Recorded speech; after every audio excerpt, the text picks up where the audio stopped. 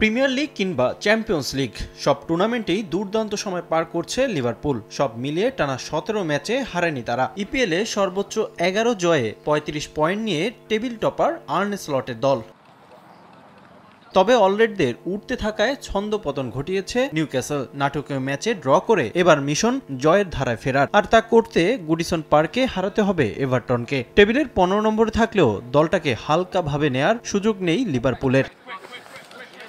এই ম্যাচের আগে অম্লমধুর অভিজ্ঞতা লিভারপুলের। লম্বা সময়ের ইনজুরি কাটিয়ে ফেরার অপেক্ষায় দিয়াগো জোতা। দেখা যেতে পারে ফেডরিকোকেও। ফ্রন্টলাইনে তিনজনই থাকবেন। নুনিয়েজকে বসিয়ে দেখা যেতে পারে সালাহ, দিয়াজ আর গাকপোকে। তবে সাসপেনশনের কারণে স্লট পাচ্ছে না ম্যাক অ্যালিস্টারকে।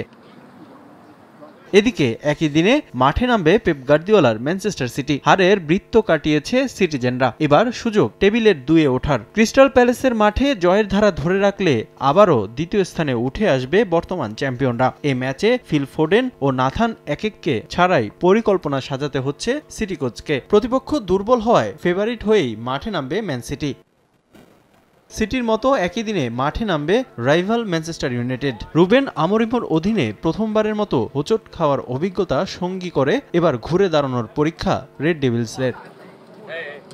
ওল্ড ট্রাফোর্ডে দলটাকে আতিথ্য দেবে নটিংহ্যাম ফরেস্ট। এবারের মৌসুমে যারা কিনা আছে দারুণ ছন্দে, ৭ নম্বরে থাকা দলটাকে হারালে পয়েন্ট টেবিলে উন্নতি হবে ইউনাইটেডের। দুই দলের লড়াই মানেই ব্লকবাস্টার। শেষ ৭ দেখায় কখনোই ড্রতে নিষ্পত্তি ঘটেনি ম্যাচের ফলাফল। পুরনো রূপে ফেরার অপেক্ষায় থাকা ইউনাইটেডের জন্য এই ম্যাচটাকে এবারের আসরের জন্য বেশ গুরুত্বপূর্ণ বলাই যায়।